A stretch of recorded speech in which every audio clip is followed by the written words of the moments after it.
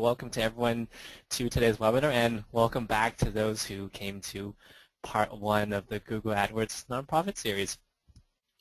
So if you were with us last time or if you missed it, we just talked about a bit of the basics about what the Google AdWords for Nonprofits program is, why it's so helpful for nonprofits, why everyone should be using it, and how you get the grant. So today we're going to get more specific about how to use the Google AdWords for Nonprofits grant. To be honest, it can be a little bit tricky, especially if it's your first time using Google AdWords. So I do want to provide some tips on how you can use it to the best that you can and create the most impact. So what we're going to talk about today is the 10 tips to using your Google AdWords grant. And it's going to cover everything from, at the campaign level, and it's going to go down to the ad text level. So we're going to go through all the different aspects of the program and all the different elements of the AdWords accounts. So just to give you a high level of the types of things we're going to talk about today. And number one, I'm going to just discuss how to strategize or how to think about strategizing your Google ad campaigns, as in, what campaigns do you actually run, how do you structure it inside your AdWords account. We're going to talk about budgeting for Google ad campaigns. It can be surprisingly tricky, and there are some maybe surprising complexities to how you budget your campaign, and this can actually affect the performance of your campaign. So we're going to talk about budgeting as well. We're going to talk about setting up geographic targeting, and this is something that also happens inside the campaign. So this is something that happens at the campaign level. And then we're going to talk a little bit about something more conceptual, right? So understanding how ads are positioned inside the Google search results, right? So understanding that is going to sort of unlock a couple of other things that we're going to discuss later on, namely the impact of using things like match type keywords, using what's called long tail and short tail keywords. And then we're going to talk about using the Google Keyword Planner. This is my favorite tool for managing Google grants campaigns and doing my keyword research. So I'm going to tell you a little bit about this tool. We're going to talk about using ad text variations and why that's so important and what you're looking for there. As well, I'm going to explain how you test your ads. So if you're having issues with your performance or with your keywords showing up, this is a really good tool for you to understand what's going on with it. So we're going to talk about the ad preview and diagnostic tool. And then finally, we're going to just touch very briefly on Google Analytics and conversion goals and how that plays with the Google ad grants. The part 3 of the series goes more into depth about the point number 10, so we're just going to sort of give you a little bit of tease on what we're going to talk about next week. So let's start with number 1, strategizing your Google ad campaigns. This should really be the first step when you start using your Google ad grants, right? You really want to know what goals you want to achieve and what success looks like, and it's really important to understand what that is. If you were with us last week, we sort of alluded to this idea, right? I ran a poll. I asked people in what ways would they want to use Google AdWords grants, or I think specifically I said, what goals does your nonprofit want to achieve? And I talked about a number of things, right, such as awareness or event raising or selling tickets, or maybe it's fundraising, or maybe it's volunteering. So I just brought up a couple ideas of how you can use your Google ad grants. So for yourselves, this is really important. You need to understand what goals you want to achieve. And this is going to provide the structure for how you build out your Google Grants accounts. It's going to let you understand what campaigns you're going to run inside your AdWords account and just how to structure them.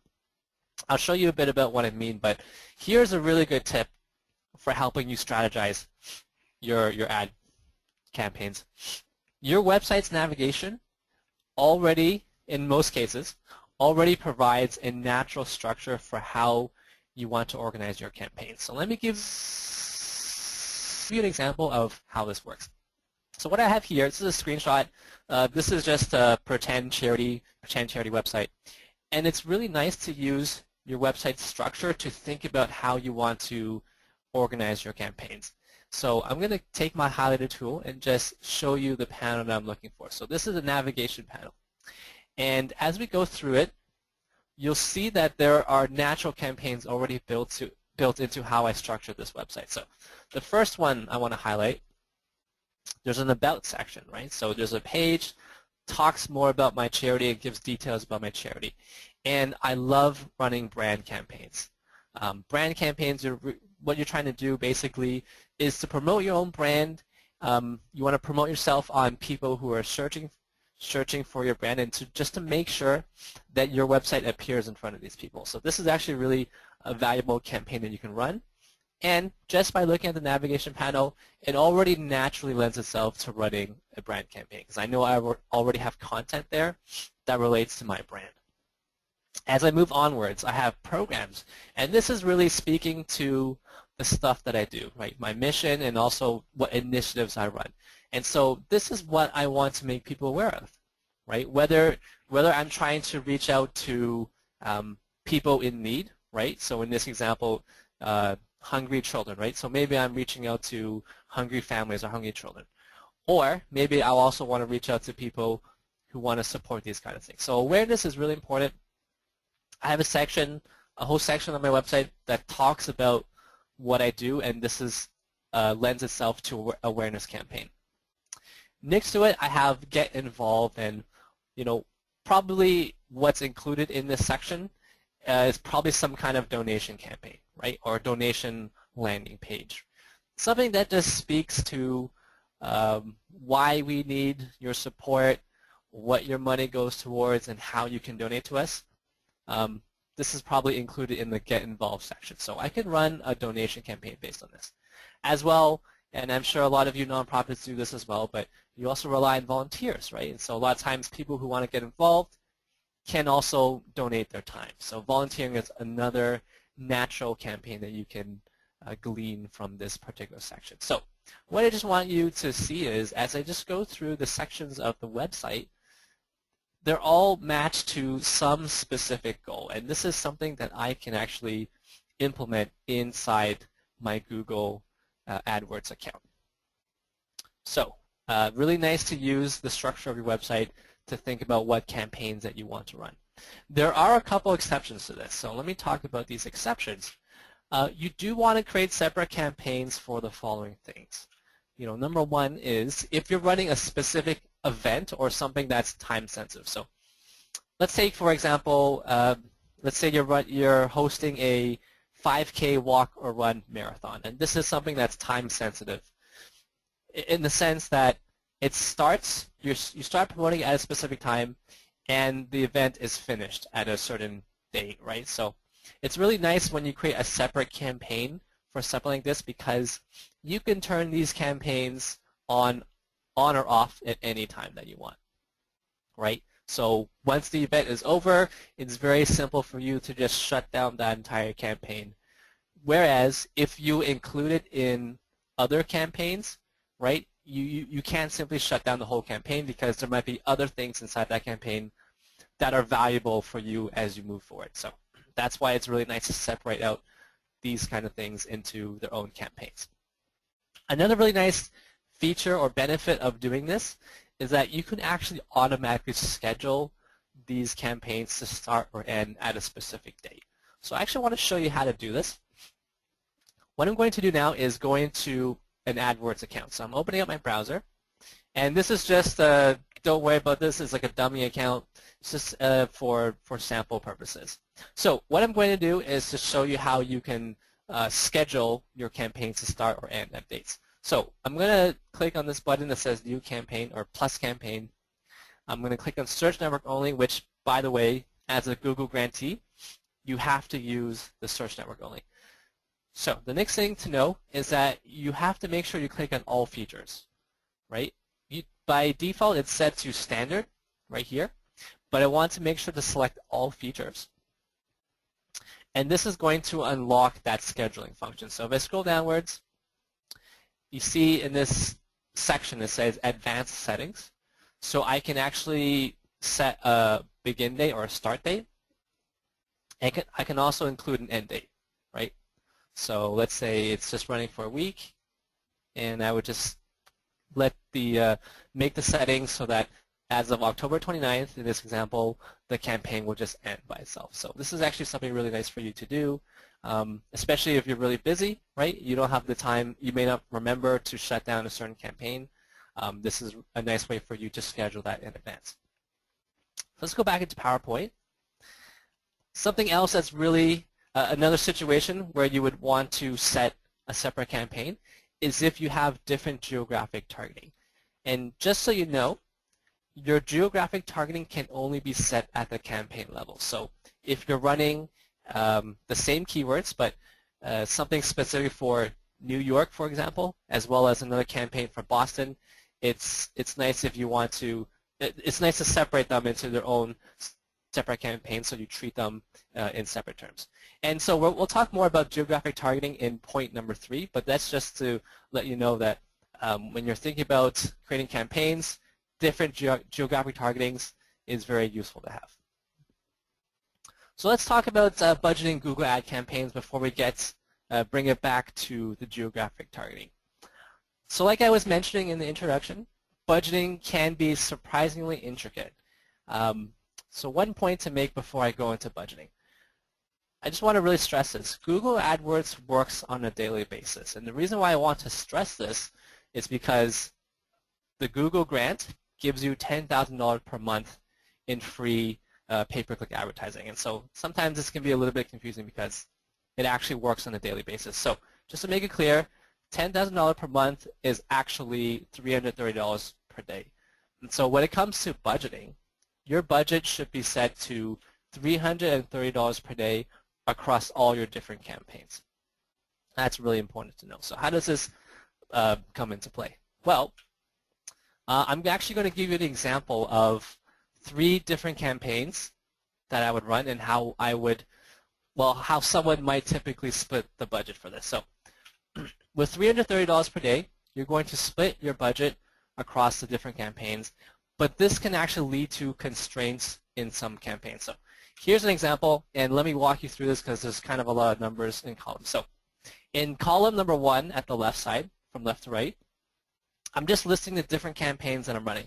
So in this example, let's say we're running 3 different campaigns: awareness, fundraising, and events. In the next column, so column number 2, is what I set the budget at. So because I know my daily budget is $330, the easiest thing for me to do off the bat is just divide it by 3, right? So I'm giving each campaign $110 to spend. If you go along to the 3rd column, this one, I'm just calling it theoretical spend. This is how much the campaign would spend if it wasn't constrained by a budget, right?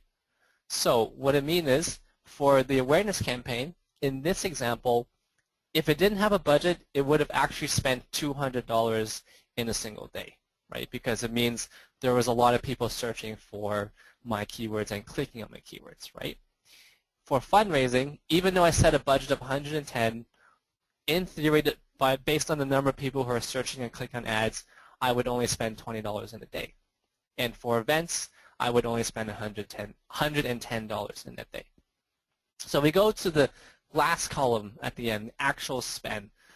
This is what actually happens when I run this campaign inside AdWords using this specific budget. So even with a theoretical spend of $200, if I have a budget of $110 for awareness, I'm only going to spend $110 because the system will know that I've capped it at 110 and it won't go beyond that, right?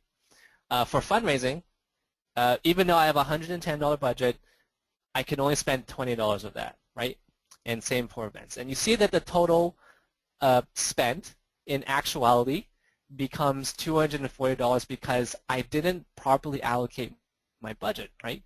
I made it too small in one campaign and made it too big in another campaign. And so what you're going to see if you do this is you're wasting money, right? You're losing out on $90 in a day of free advertising that I could have got.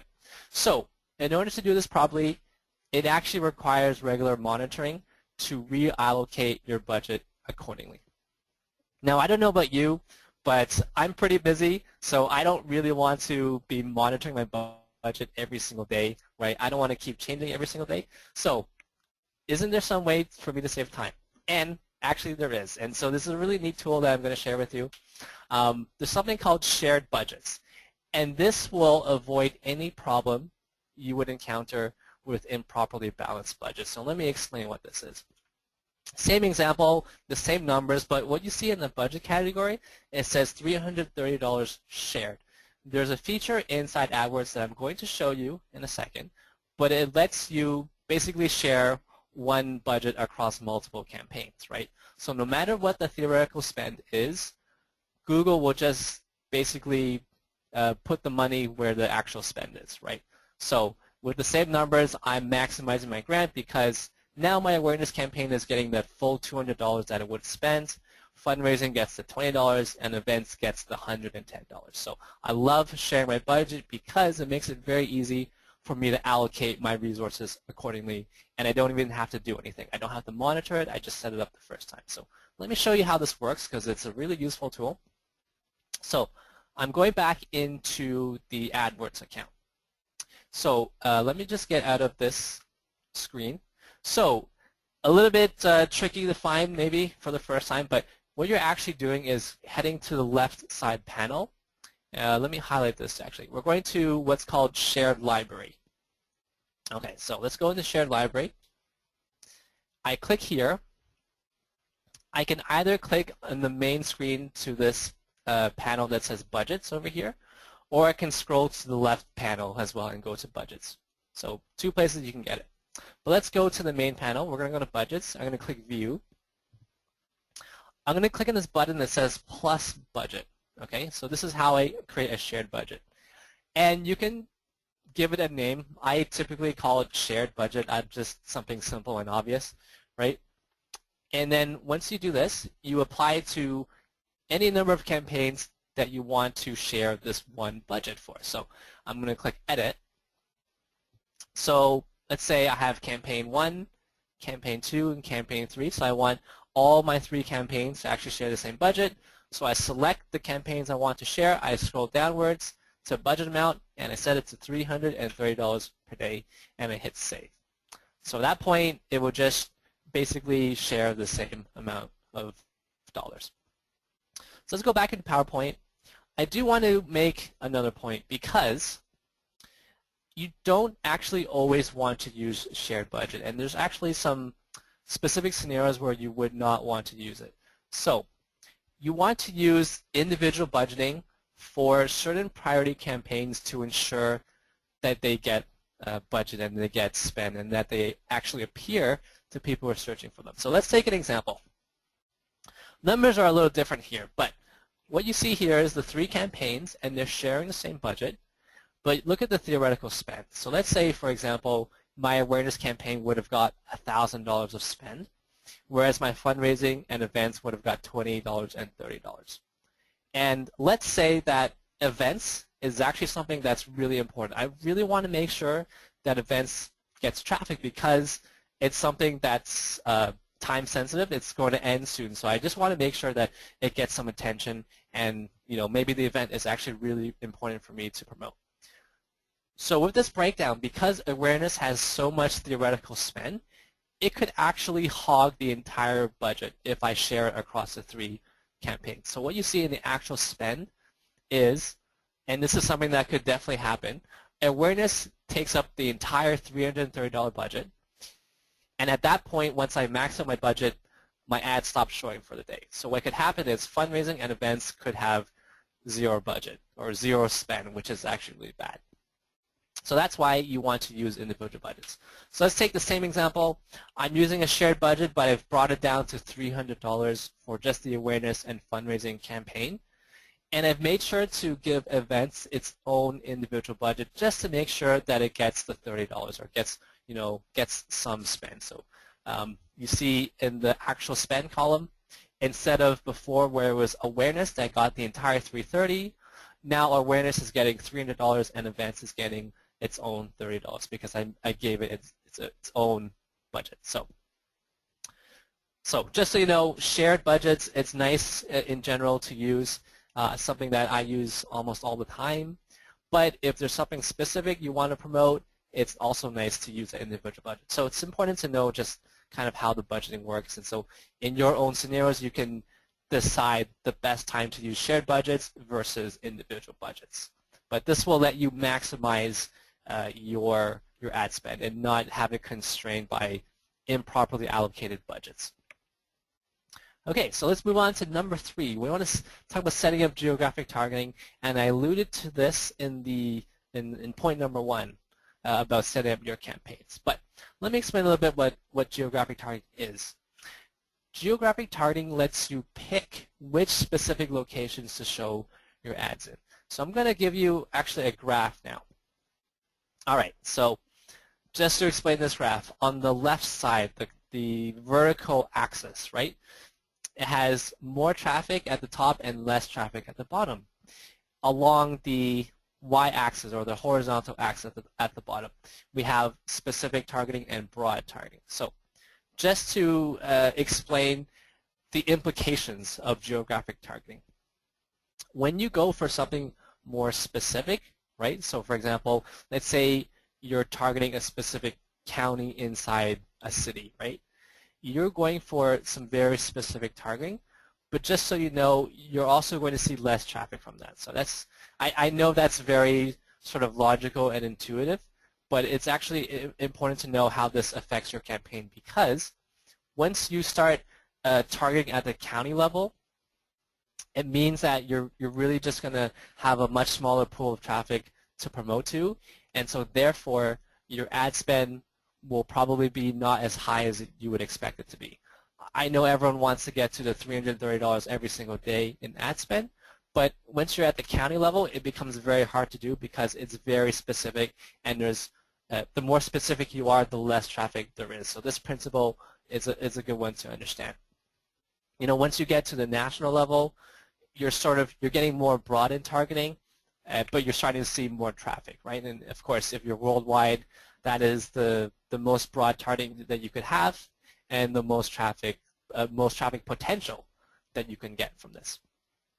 So I'll leave it to yourselves to decide at which level you are going to target your ads in.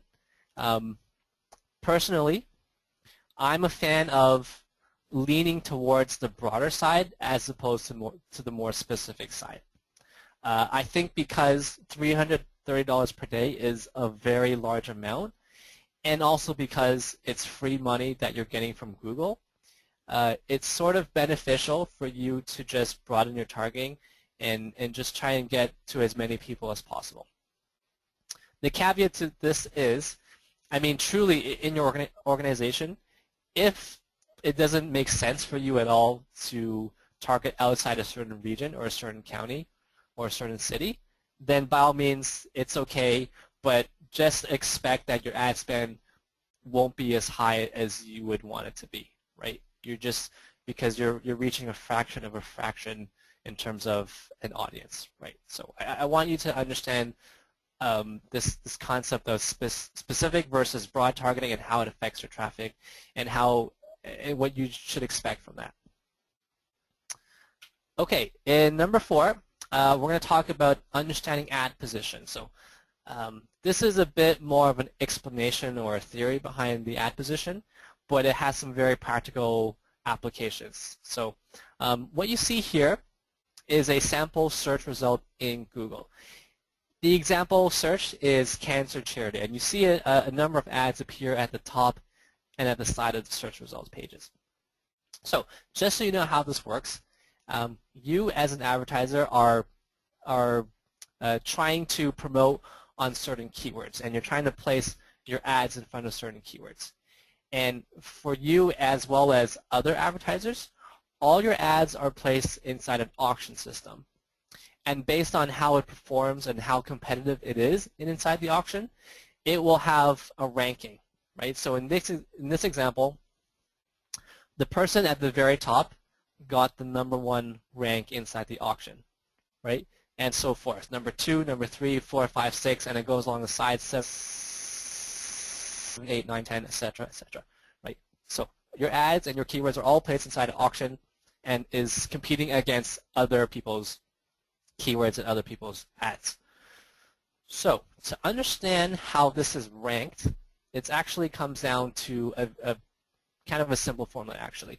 So your ranking in the auction is determined by two things. Number one, it's determined by your CPC bid. This stands for cost per click. And it's also determined by something called quality score. So these two factors determine your ranking inside this auction system. Okay, so cost per click bid is how much you're willing to pay whenever someone clicks on your ad, right?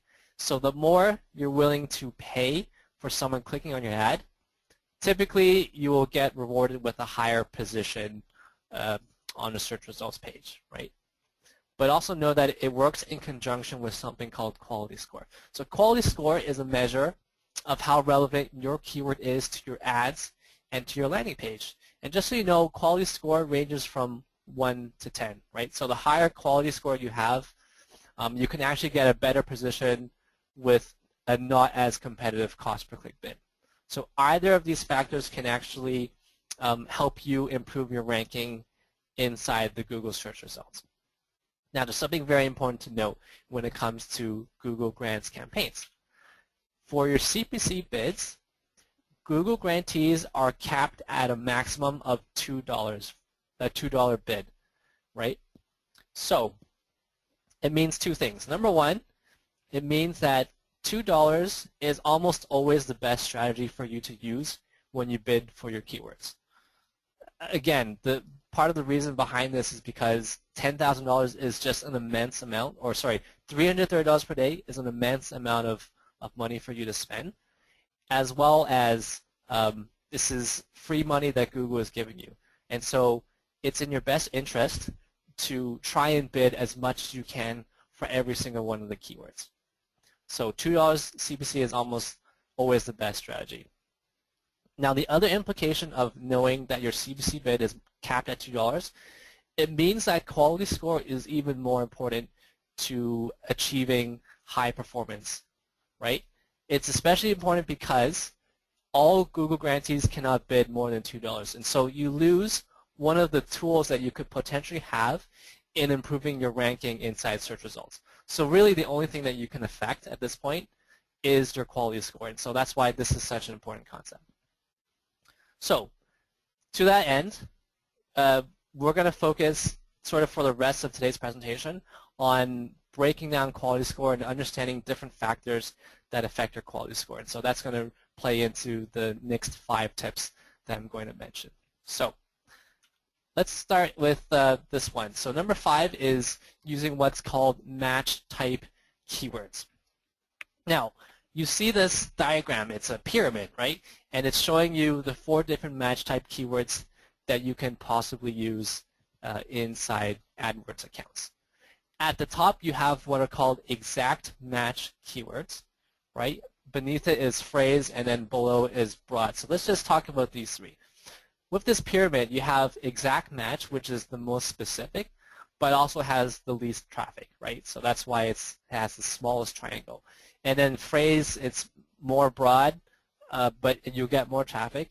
And then the most broad one is the broad match keywords, right at the bottom. It has the most traffic but the least specific traffic. So let me explain what each of these match types are.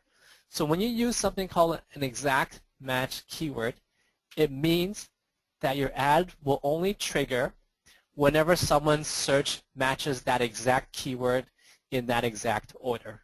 And it can't have anything else in that search except for exactly what that keyword is. With the phrase match, your ad will trigger when your search simply includes that phrase. So it would include that the phrase match keyword as well as the same order inside someone's search. Finally, you have the broad match keyword. It means that your ad triggers whenever someone's search includes or is closely related to whatever broad match keyword that you put inside AdWords. Finally, you have something called negative keywords. Negative keywords prevents your ad from triggering whenever that specific negative keyword appears in the search. So negative is actually going to be really important as well. But understanding the different match type keywords will help you maximize your quality score as well as the traffic. By the way, one thing I should mention as well about match type keywords, these are all options that you can set when you're putting keywords inside your AdWords account. And you see the different forms that I display them in, right? So an exact matched keyword will have the square brackets around it, and so that indicates that it's an exact matched keyword. You'll see phrase keywords with the quotations, and broad is just simply nothing added to it. It's just you simply type the keyword in. So let me give you some examples just to really drive this concept home, because I know it can be a little bit confusing. So let's look at some example keywords and just give you scenarios where they may or may not appear. So in this example, so what you see in the leftmost column, column number 1, it just shows you the different match types that you can possibly have. So exact, phrase, broad, and negative along the left side. You have in the second column the actual keyword that you're going to insert in. So inside AdWords, if you have the keyword donate to charity, in the exact match form, you would see the brackets around it, or the quotation for phrase, or just donate to charity if it's a broad match. So in the third column, this is an example search that someone would enter into Google, for example. So let's say your keyword is donate to charity in the different forms, and let's say someone searches for donate to charity. That search would actually trigger all 3 of your ads, and you can hopefully see why, right? For exact match, it has exactly that search that has appeared. The keyword is exactly in terms of what keyword to use as well as in what order, and there's nothing else added to this keyword in terms of like other terms inside there. So that's why that will trigger as yes. Similarly for phrase, it includes the phrase donate to charity, and for broad, it includes the keywords donate to and charity. So it would trigger for all 3 of these examples. So let's take another example. This time the search is where to donate to charity. So you see how it doesn't trigger for the exact match anymore because it has the terms where and to. So it's not exactly what that person searched. So that's why it does not trigger for the exact match keyword. It does trigger for phrase match because even though it has where to, it still includes that phrase donate to charity in the same order, even though it has other things attached to it. And finally, with broad, it will still trigger because it contains the words donate and to and charity somewhere in that search term. So that's why it triggers for the broad match. So let's take a third example. Now the search is charity to donate to. So you can definitely see it's not an exact match keyword, right? It won't trigger the exact match. It will not trigger the phrase match this time because it's in the wrong order, right? It says charity to donate instead of donate to charity. So in this scenario, it does not appear, it will not trigger a phrase matched keyword. But it will still trigger the broad match because it contains some of the terms included inside my keyword. So it contains charity and donate, and actually it contains to, right? Doesn't matter what order it is, but as long as it has those keywords in there, it will trigger for the ad. Finally, let's talk about the negative match keyword. Now, like I was saying, explaining before, negative match keyword will remove or prevent your ad from triggering if that negative keyword is used inside the search term. So let's say we have each of these keywords, right, donate to charity in the exact phrase in broad form. And let's say we also add a negative keyword to this list of keywords, right? And this negative keyword is donate. So because the search term has charity to donate to, because it uses a term on my negative list, it just doesn't appear for any of the keywords that I have. So negative will remove your search. Now in this example, I'm removing donate, which probably doesn't make sense to you, right? Like, of course you want people to donate, but there are scenarios where you will have you want to use keywords that have a lot of different interpretations of the keyword. And so what you're using with a negative is to remove out the interpretations that are not relevant to you. A good example of this is, I do a lot of work with theaters, like playhouse theaters. So, they use keywords like a theater, right? Because they want to promote the theater. But for them, it's not related to movie theaters. And so in that scenario, they may use a negative keyword for movie just to get rid of people who are searching for movie theaters. And they're more angling towards playhouse theaters or live theater, those types of keywords. So negative is actually really useful tool for you to use. So when to use the different match types. If you're really struggling with quality score, and I remember in the first presentation last week, the first series of this, I saw some questions of people who are struggling with quality score, right? They're saying that they're using keywords, but they're not finding, they're getting too low of a quality score, and therefore it wasn't appearing in search results. So this is relevant for you. If you're struggling with quality score on a specific keyword, it means that you can use more specific match types to help increase your quality score. So the more specific your match types are, as you move from broad to phrase or exact match keywords, because it's more specific, Google will look at it as being more relevant to your content, and therefore your quality score could be higher than it was for the broad match. Another really important tool to use here is negative keywords.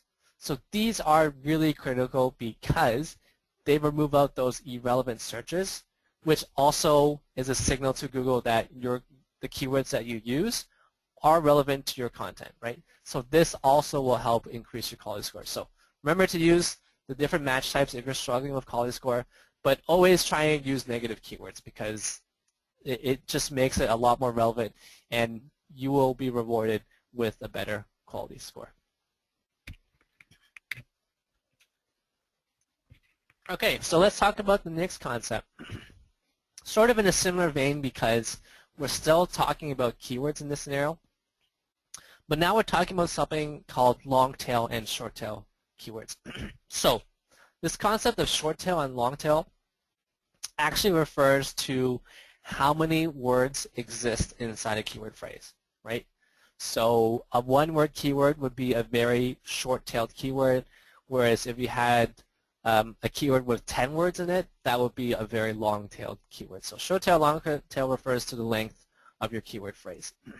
So I'm going to pull up this graph. I hope it's familiar because I did display it before in one of the earlier slides.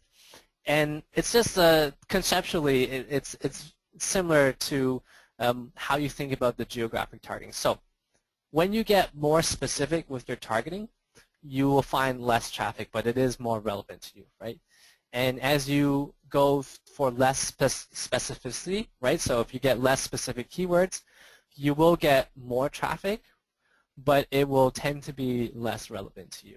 So it's important to understand how the specificity of your keywords interacts with the level of traffic that you get, right? So more specific, less traffic.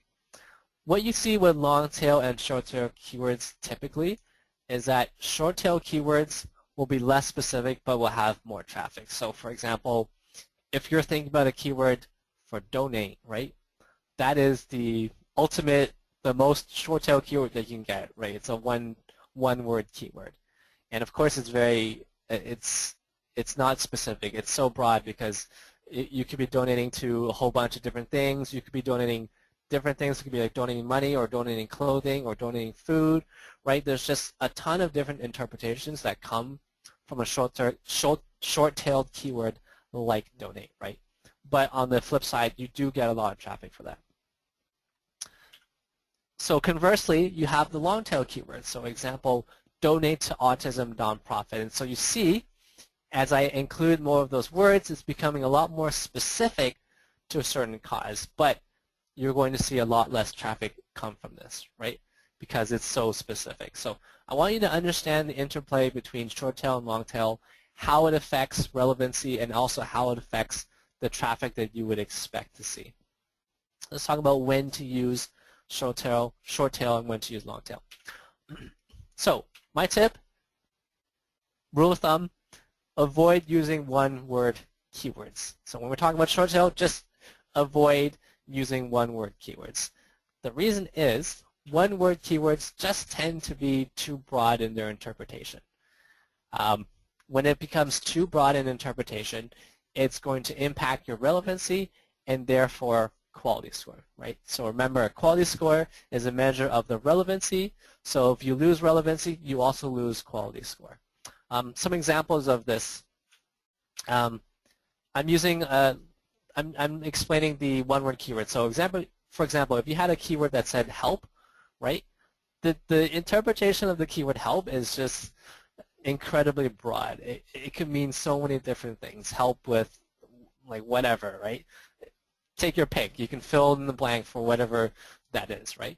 When you go more long tail with this, right? Help the homeless, right? It becomes a lot more specific and therefore more relevant to your content. Similarly, if you're promoting an event, don't use a one-word keyword for event, right? It could mean like a ton of different events. Whereas if you're hosting a marathon, you could actually just say marathon event. And even just adding that second word inside your keyword makes it so much more specific and so much more relevant. So even a two-word keyword in terms of a short tail keyword, even that is much, much better than a one-word keyword. This is a great example too, right? Buy. That could mean like a million different things. But if it said buy theater tickets, suddenly that becomes a lot more specific and relevant. So when to use short tail and long tail. If you suffer from poor quality score, similar to using the different match types and using more specific match types, if you suffer from poor quality score, you want to look for longer tail keywords. Because this is a Google Grants account, because you have so much money and because it's free money that you're getting, I tend to use all different ranges of keywords. I will use the short tail keywords. I will also use the long tail keywords, right? Because there's so much flexibility and room and budget to do all those different things. But if you start seeing a lot of keywords inside your account with poor quality score, then you can actually remove those short tail keywords from your account and just stick with the longer tail ones. The reason behind this in terms of quality score is if you use a lot of low quality score keywords inside your account, it can actually over time bring down the quality score of your entire account, right? Imagine you have like a ton of very low quality score keywords inside your account. That is actually a signal to Google that you're just using irrelevant keywords inside your account. And so they will start downgrading your account quality score. So that's why it's also very important to pay attention to the quality score. And if you start seeing poor results from it, that's when you eliminate your short tail keywords, the ones that are bad, and then stick with the long tail keywords. Or even as you think of more keywords, right, start generating more long tail keywords. So remember, quality score is affected by relevancy. I'm really going to stress this point because people struggle with quality score. So it's heavily tied to relevancy. So when you see this same diagram, right, short tail tends to be less specific, therefore less relevant, whereas long tail tends to be more specific and therefore more relevant. Okay, point number 7. Using the Google Keyword Planner tool. I love using this tool because it's so useful and it's actually a really good tool for you to use, and it's free. So as long as you're using the Google AdWords, as long as you have an AdWords account, this tool is free for you to use. So I'm actually going to show you the tool in a second, but let me explain what this tool is. The Google Keyword Planner tool lets you find estimates of how many people on average are searching for a certain keyword. So once you get inside the tool, you can enter in a keyword and it will spit back an estimate of the average number of searches per month on that keyword. So that alone is something that's very useful for you. But also, the tool will give you ideas of related keywords that you can also promote on. So this is a really good way for you to develop different ideas because sometimes the way people search for keywords is different from the way that you would think about it, right? Especially if you're in your organization for a long time and you have certain expectations because you really know your organization, it could be different from how just the general population thinks about that cause. And so that's why it's important for you to use this tool. So let me open up the tool. First, I want to show you where to find this tool. So once again, we're going to go back into the AdWords account. You find this tool along the top panel. Let me actually highlight it for you. So we have the top panel here. You see Home, Campaigns, Opportunities, and Tools. So what you're actually doing, you just click on Tools. It shows you a bunch of different things, but what we're going to use for now is it's just called the Keyword Planner tool. So you can just click on this and it opens up this tool right here. So this is the page that you see once you open up the Keyword Planner tool. What you want to do is to click on the first option. It says Search for New Keyword and Ad Group Ideas. So I'm just going to click on this. And the first box, this is where I can enter in the keyword that I want to search for. So let's say an example is cancer charity. I think this is a good example. We used it earlier on. So this uses cancer charity. Now, there's different options. Below in the second panel, you have an option to actually link your landing page, right? And it's nice because it means when the tool gives you ideas, it will actually contextualize it a little bit to the content that you have. So it's actually really nice for you to even include the landing page that you want to use for these particular keywords. So that's why it's nice to use this option. As well, in the bottom panel, you have something that says targeting, right? So this lets you actually play around with the geographic targeting and cater the estimates to specific geographies. So right now it's set to all locations, so it's worldwide. But let's say, you know, I'm a national charity, United States. I would type in United States. I can just click Add. Now it's going to frame my results specifically to the United States. If I was going more regional, right?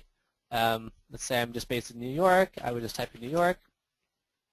Pulls up the list, right, and different options. So New York the city or New York the state or the county, right? So there's different options. I would just select the one that's most relevant to me. Let's say it's the city, or let's say it's the state, and then go with this. And then all you do is hit Get Ideas, and you get to this page. So by default, it shows you what's called Ad Group Ideas.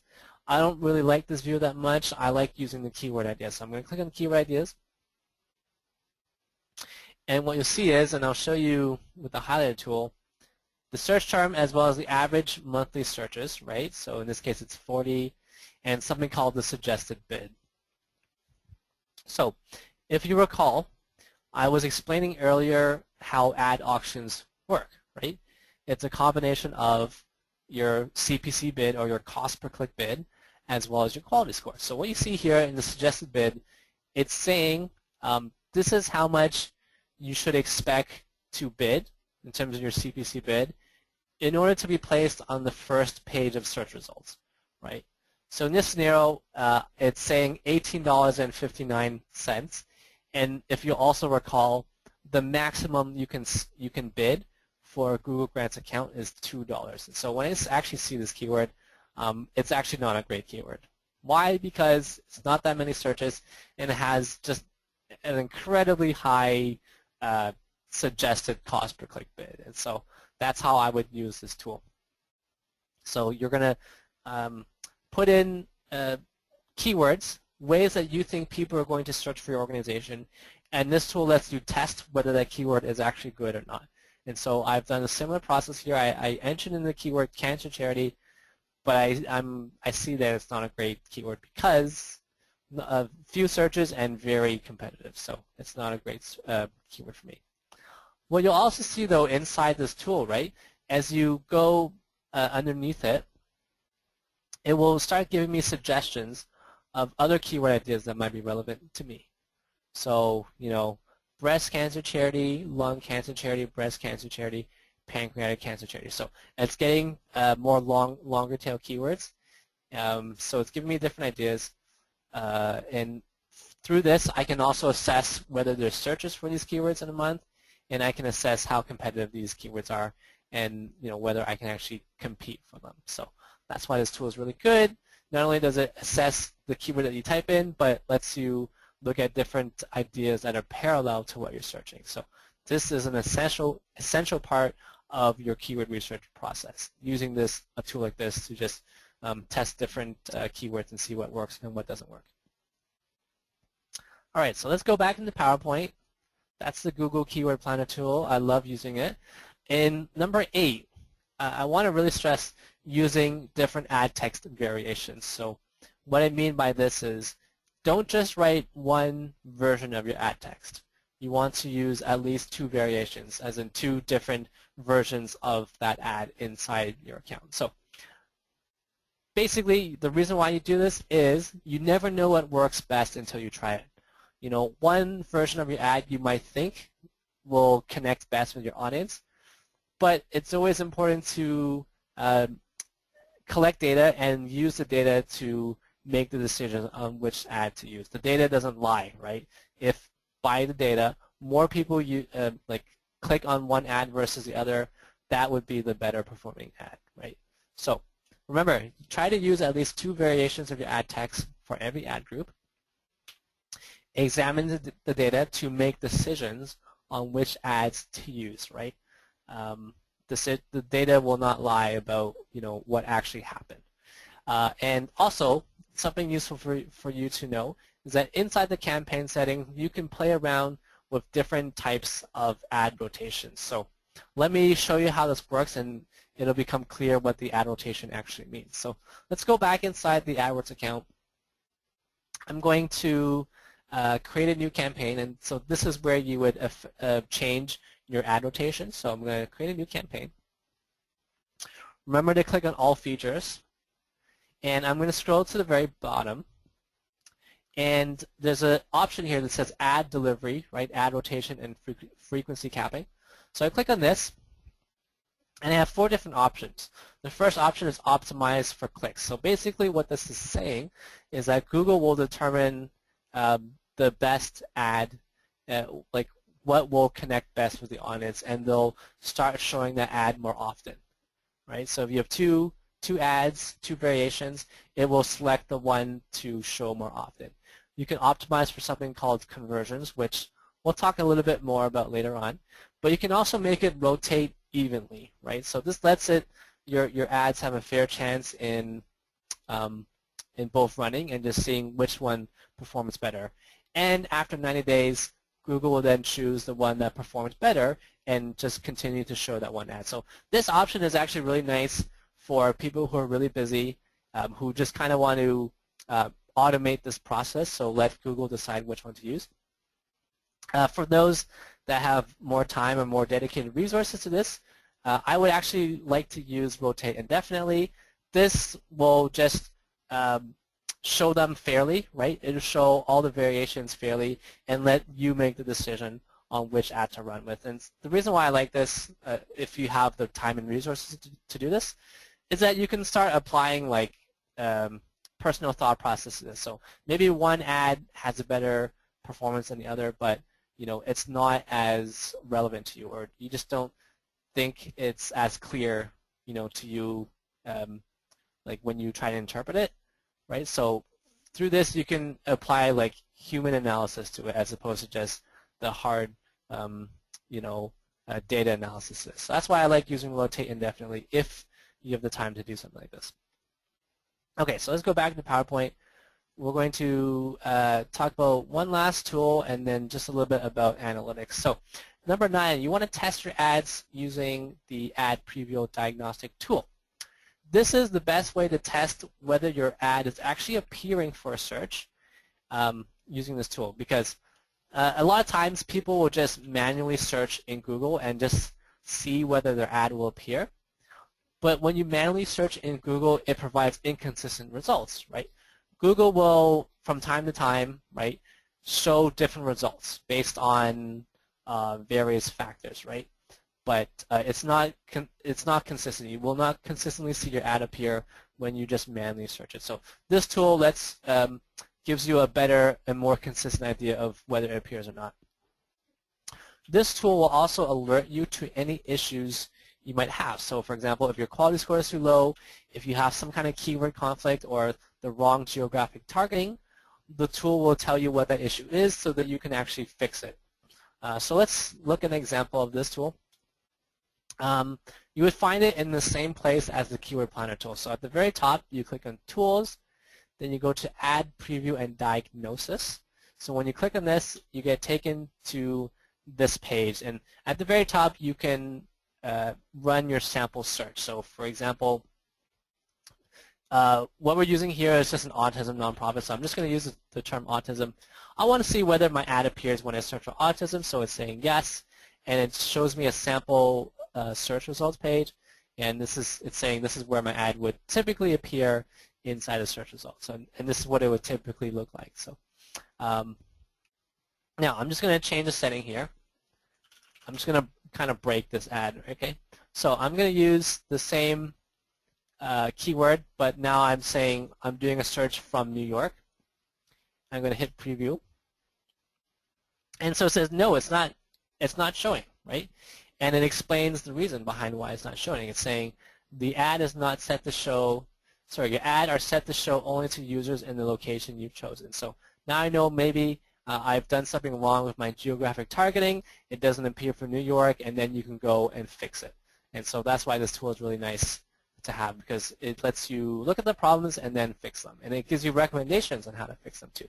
So that's why this tool is really useful to use.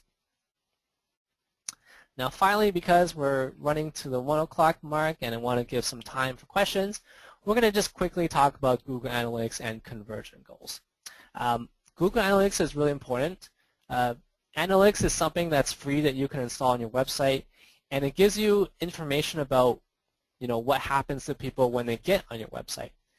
And what you can actually do with analytics is connect it to your Google AdWords or your Google Grants account, and it gives you better information on both those systems. So for those who are familiar with analytics, once you connect it, you can actually start using metrics such as bounce rate, average session duration, pages per session, as well as conversions. And you can tie it to your keywords, to your ads. It's incredibly important because then you start knowing which keywords are providing high quality traffic to you, right? And it lets you better assess the true performance of your keywords beyond how much you spend or your click-through rate or the impressions, right? It lets you understand what happens when someone uses this keyword and gets to my website. So that's why this is such an important thing. And that's why even next week with the Google Grants Series number 3, that's why we've thought about this and planned that webinar to talk a lot more about this idea of Google Analytics and conversion goals and how it connects with Google Grants and why it's so important. So stay tuned for next week because we're going to talk a lot more about point number 10. It's something that's really powerful. So please stay tuned for that. But that's it for me today in terms of our top 10 tips.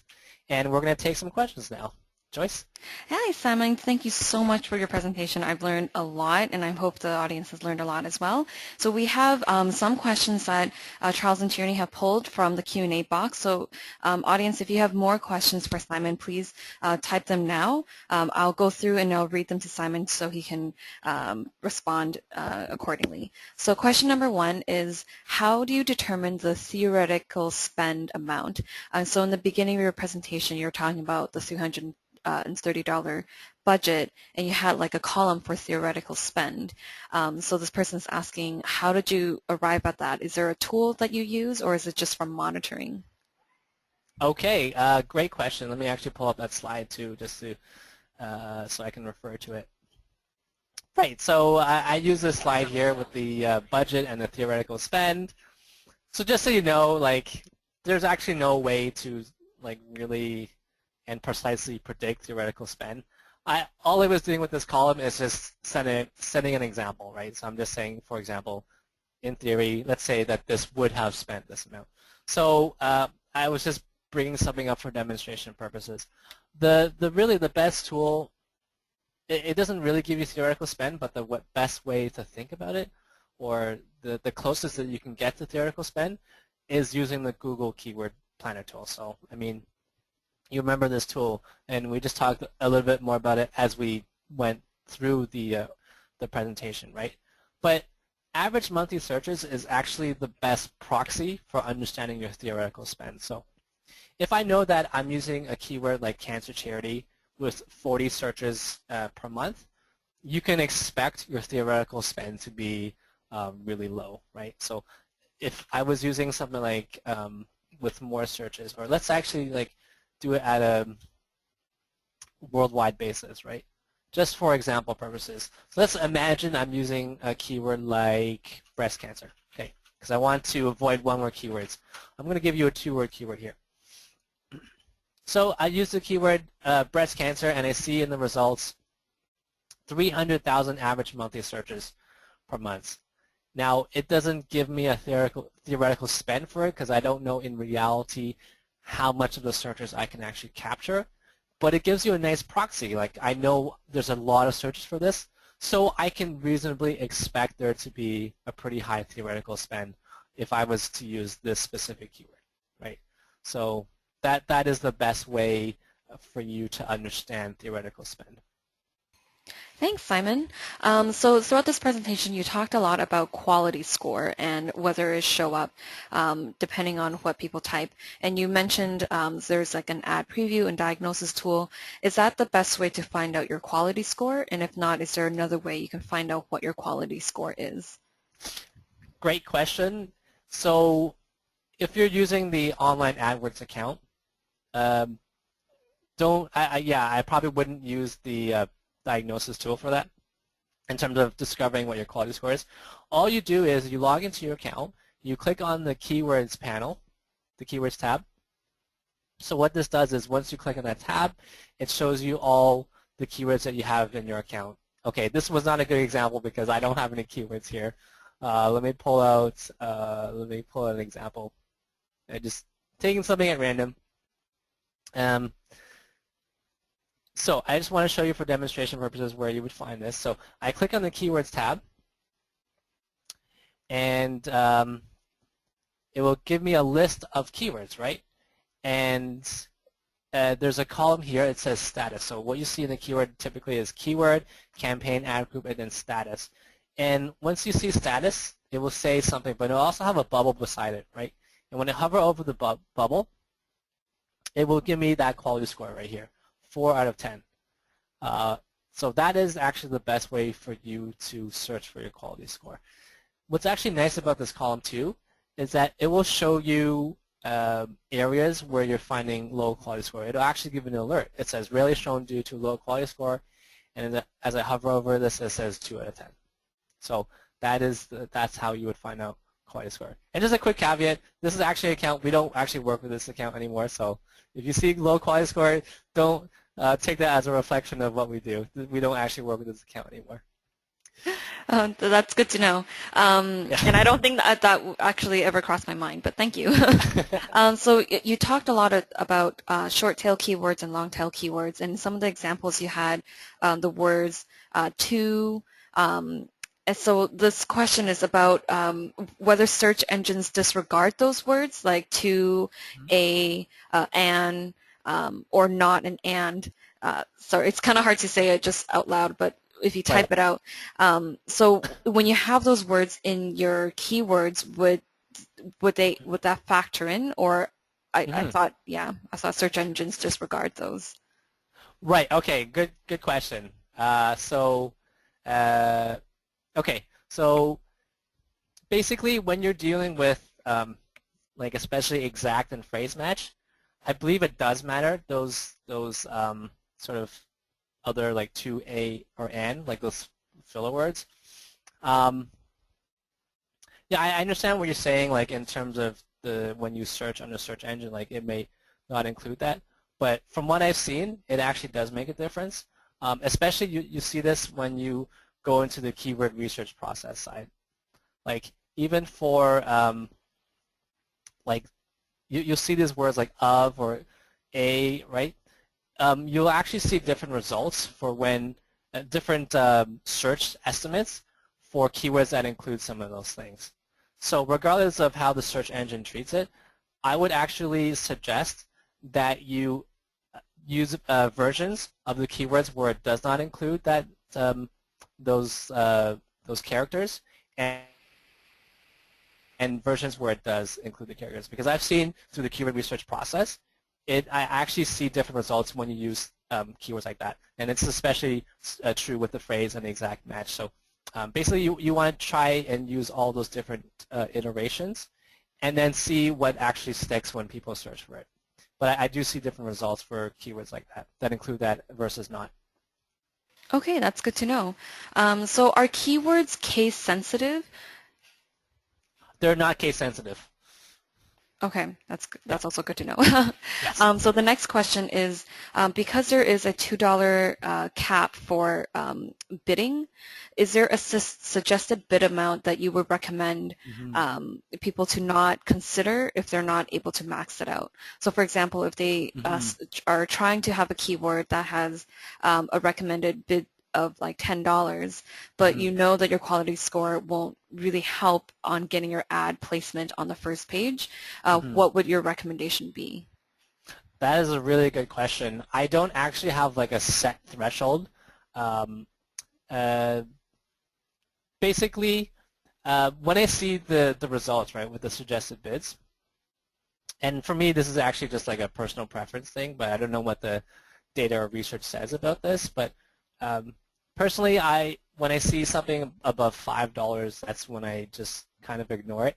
But I will say this one thing. I've seen, and I've done this a lot, I've seen keywords where the suggested bid is above $2. It's like $3, $4. And yet when I promote on the keyword, I still get a really good position on it.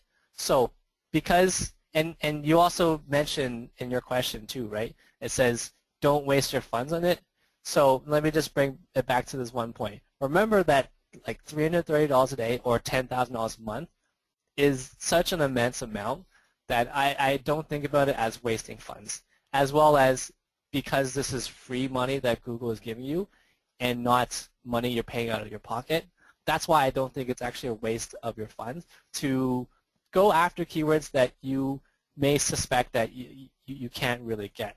So if you see a lot of searches for it, if it's, let's say it's within like $5, I would actually still even try and go for those keywords. You never know. I've seen cases where it still works, but for me, it's a personal sort of preference thing. What I typically do when I see the keywords at $5 or more than $5 or even close to $5, I just keep continuing on with my research. That's what I would really do. Like I would just keep searching. But if you're constrained for time or constrained for resources, and that's the best that you see, I wouldn't hesitate to even just include those keywords inside your account. Okay, that's really great pointers. So in keywords, let's say if you started using related keywords in a campaign, would you then go and add those keywords to your website landing page? Oh, that's awesome. That's a good question because um, it's actually really beneficial when you do something like that. Throughout this presentation, there's like one theme that I was trying to sort of bring out, and it's the fact that quality score is tied to relevancy, right?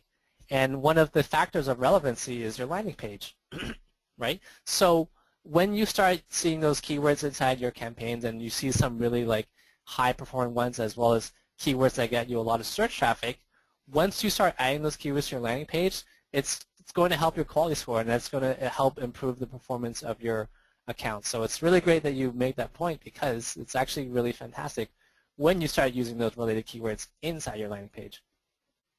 Oh, that's good to know. I didn't actually make that connection, but good tip for everyone. So this question is related to one of your last points in your presentation about rotating ads and having like two variations or letting Google decide which one performs better or you decide which performs better. So the option was ad rotation. Can you explain what that means? Like, Mhm. is the ad, because I saw the ads appear on like a daily basis until your budget runs out. Okay, so thank you for that clarification. So let me explain more about ad rotation then. So what I was alluding to before ad rotation was the fact that you should include multiple variations of your ads for every ad group. So I should explain one more thing to make that clear. So anytime your keyword matches someone's search and your ad appears, only one version of your ad can appear at a time, right? They don't see two versions of your ad at a time or three or four. They only see that one version of the ad when it appears. Now, ad rotation factors into which ad Google picks to show that particular person, right? That's why it's called a rotation, right? If you have two different versions of your ad, how do you decide which version is shown to that person when it's actually triggered, right? So that's what ad rotation refers to. You're trying to define to Google or tell them what strategy to use when deciding which ad to use. So which ad to show. So if I say rotate evenly, indefinitely, it's going to do 50-50, right? Half the time it's going to show ad number 1, half the time it's going to show ad number 2 when someone searches for the keyword and it appears in the results, right?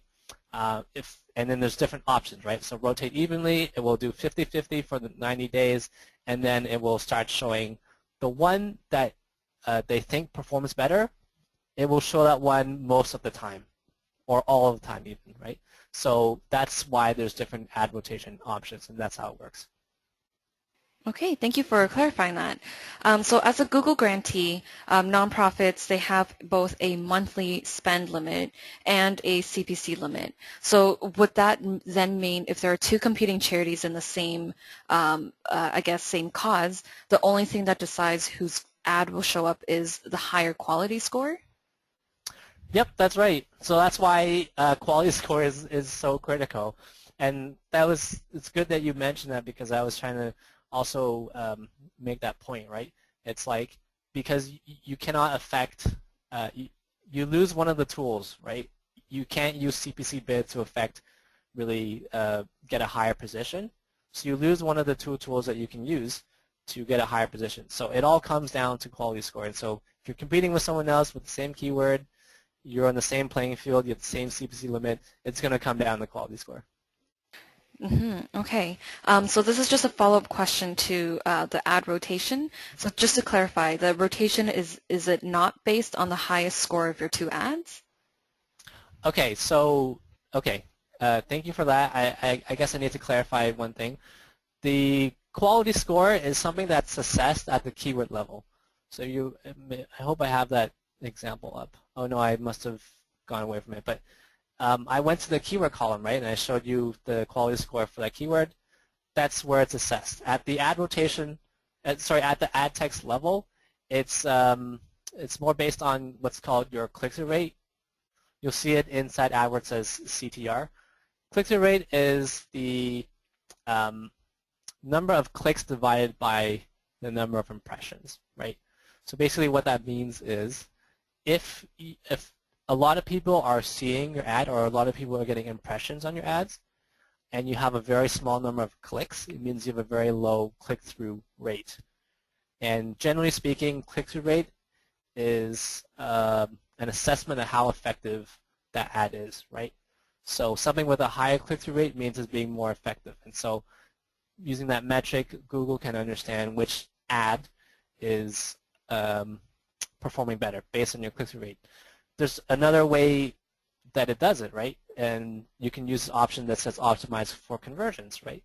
So instead of using click-through rate, it's starting to use a different metric called conversion rate. So which ad leads to more conversions. And so that's another definition that you can use for kind of scoring your ads. But it's not based on anything like quality score. It's more like CTR or conversion rate. Okay, thank you again for clarifying that. So one of the tools that you showed us today was the keyword planning tool. Do you know how accurate it is for non-US targeted locations? Okay, so I don't think there's a difference between like being in the U.S. versus not being in the U.S. Like just the fact that you're not in the U.S., I don't think it makes it less accurate. I do find it is less accurate once you go more specific than a country level. So once you go into a U.S. city level or a Toronto city level, or sorry, a Canada city level, right? That's when I find it gets a little less accurate with the average monthly searches. So typically when I do my research, I actually stick to a country level, so Canada or US, but it's not going to really be affected by like US versus non-US. Okay, good to know. So within your Google Ad Grant or AdWords account, can you delete campaigns? You can delete them, and I see the question says like completely delete them. You can never really completely delete an account. Even if you delete an account, it's still kind of there. So let me see if I can show you an example. I'm going to delete an account from your or campaign. So let's take number 8. I'm going to click here. I click on this button. I'm going to go to removed, right? So that gets rid of it here. So I'm going to remove that. Campaign 8 is gone. It's actually not like forever gone because I can go up here to this option. It shows me what campaigns to view, right? So I can say all enabled, and the campaign I just deleted will not appear. But if I say all, right, it shows me every single campaign that I've created, including ones that I've deleted. You see over here, right, campaign 8, it's gone to deleted. So you can delete it, but it's not completely deleted. I can actually just reactivate it, for example, right? So yeah, that's how deletion works inside AdWords. Okay. And can you comment on the disadvantages of using AdWords Express, if any? I've been using this for a couple of months, mainly because I didn't have a chance to customize AdWords. Yeah, that's a really good question. Let me explain really quickly what AdWords Express is. So there's actually 2 versions of AdWords, right? So what you're seeing here, this is the full functioning AdWords. This is full AdWords. You have another version called AdWords Express. It's a lot more simplified. And so basically inside AdWords Express, all you have to do is set your geographic targeting, I believe, as well as write your ad. And then Google will automatically determine what keywords to use, where to promote it, where to show your ads, right? So it sounds nice because basically you're just doing a couple things, and Google is just automating everything else for you, like creating keywords and stuff, so you don't have to go through that process. There are disadvantages to using this. I think you lose a lot by just using AdWords Express. Number one, with AdWords Express, you can only promote to specific like local targeting, as far as I understand, and I believe that's correct. But with AdWords Express, you can only do local targeting. You also lose control over your keywords, and so you might not actually be getting good keywords. I am a big believer in researching the keywords yourself, like really getting to understand your keywords and also applying your own experience and own judgment to what keywords you're going to use. What else do you lose with that? You can't like target it to like different geographies, so you can't open it up to different ones or just like separately targeted to different geographies. You just lose a ton of like flexibility for stuff that you do. And just to be frank, like if you use AdWords Express, like I don't think you will maximize your funds. I don't think you will get to $330 per day in the advertising just by using AdWords Express. So, but if you don't have time, like you don't have time. I totally understand that. I don't want to harp on it and say like you shouldn't use it, but I think if you have the resources, you should always go for the full AdWords. It's just going to unlock a lot more potential. Okay, and also as a note that if you don't have time, there's people like Simon and Charles who can help you with that. But moving along, for the next question, when rolling for Google Ads, I noticed that they ask for participation in U.S. dollars. Can you clarify if the 10,000 is it in Canadian or U.S. dollars? Okay, so thank you for that. What you see in this view, it says Canadian. Don't actually pay attention to this.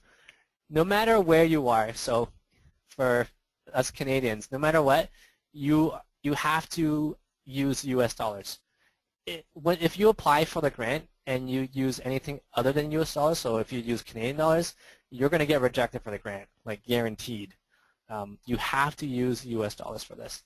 It's just a technical part of how the program runs. You have to use U.S. dollars no matter what. Okay, wow.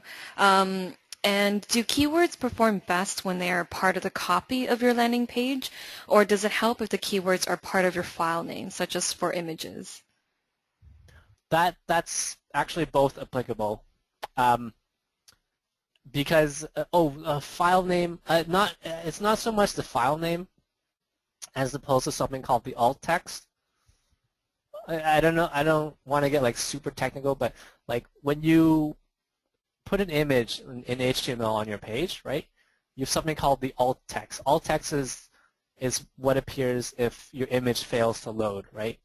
So it's kind of like a textual description of the image.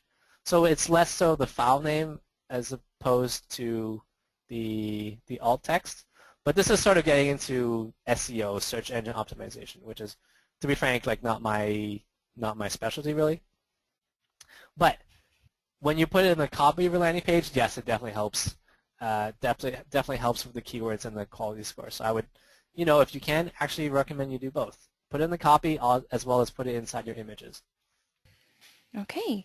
And then for each campaign, do you have like a certain amount of keywords you can use, or is it one keyword per campaign?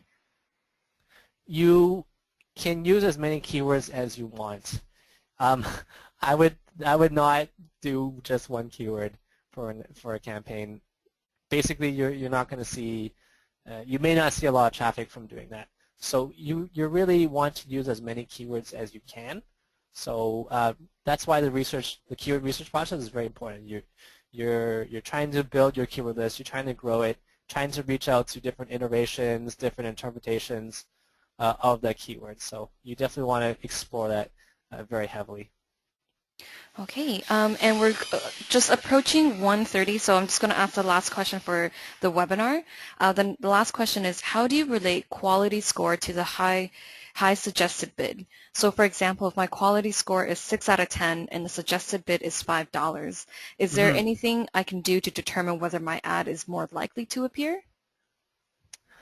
That is a really good question, and it's been a while since I've actually looked at the the the, the math behind it, and I can't remember 100% if there is a real formula for that.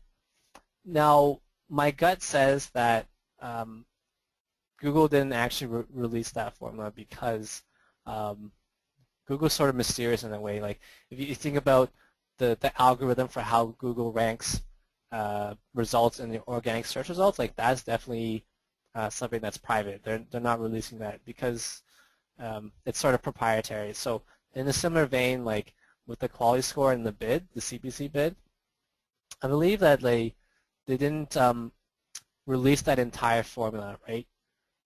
Because there's a couple other small things that also affect that end score. So yeah, basically I don't think that there is math where you can compute that. I would just sort of run it and see. But I could be wrong because it's been a long time since I actually looked into the formula for that. Okay, well, thank you so much for fielding all of our questions. For those of you that still have more questions, after this webinar, we actually have a short survey just so we understand whether you would like us to follow up with you. As you can see, Simon and Charles, they've been so kind to give us their time and their expertise. But as you can look at the Google AdWords account, there's so much more to that. So they're experts in their field. If you would like to field more questions to them or learn about how they can help your nonprofit strategize and run your Google AdWords campaign, please fill out the survey. Let us know so they can follow up with you. In the meantime, I just want to thank you again for taking your lunch hour and a little bit more to spend time with us. This is just part 2 of the series. We have the final part next Thursday. And as Simon mentioned, it would be on how do you measure and evaluate your AdWords campaign using Google Analytics. So don't miss that. If you want more information, go to TechSoupCanada.ca. Our first navigation plane is the link to all of the webinar series portals. So we have the first part 1 recording on that page, and you can also sign up for part 3 on that page as well. So thank you again. Thank you, Simon. Thank you, Charles, for joining us. And I hope you guys, everyone, have a great day.